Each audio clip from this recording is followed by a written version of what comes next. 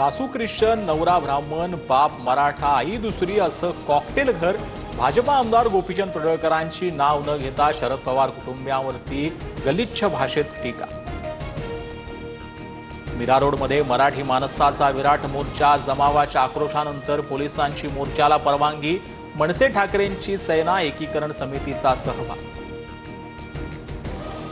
शांततेत निघालेल्या मोर्चात मंत्री प्रताप सरनाईक पोहोचतात. जमाव संतप्त. सरनाईकांच्या दिशेनं बाटली भिरकावली.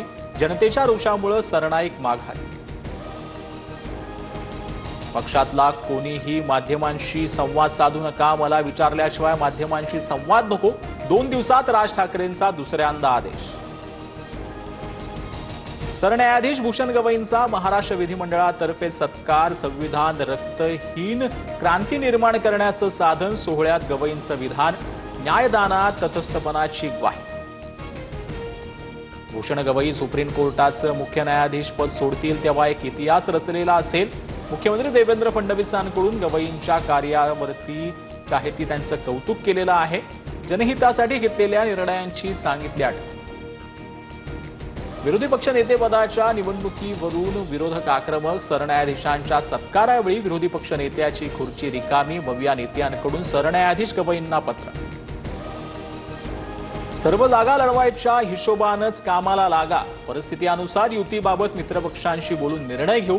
उपमुख्यमंत्री अजित पवारांचं कार्यकर्त्यांना आभार.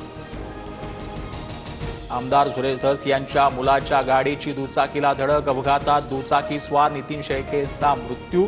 सागर धसांविरोधात गुन्हा दाखल. गाडी सुरेश धसांच्या मालकीची. 99.74% भरलेलं मोडक सागर धरण ओव्हरफ्लो होण्याच्या मार्गावर. वैतरणा नदीलगत आणि आजूबाजूला परिसरातील गावांना सतर्कतेचा इशारा. यंत्रणांना अलर्ट राहण्याचे निर्देश.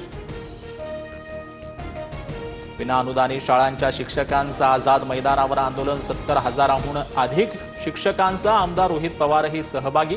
उद्या मुख्यमंत्र्यांसोबत बैठक होणार. मंत्री महाजनांचा आश्वासन.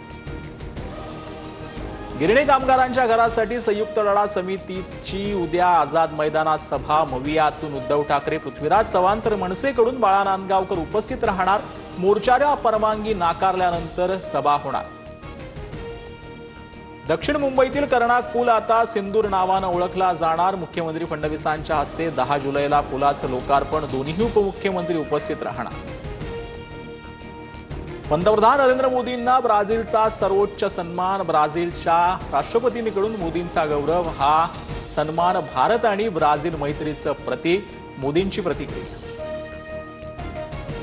पाकिस्ताननंतर इस्रायलकडून डोनाल्ड ट्रम्प यांच्यासाठी नोबेल पुरस्काराची मागणी. पंतप्रधान नेतन्याहू यांच्याकडून नोबेल पुरस्कार समितीला नामांकन पत्र.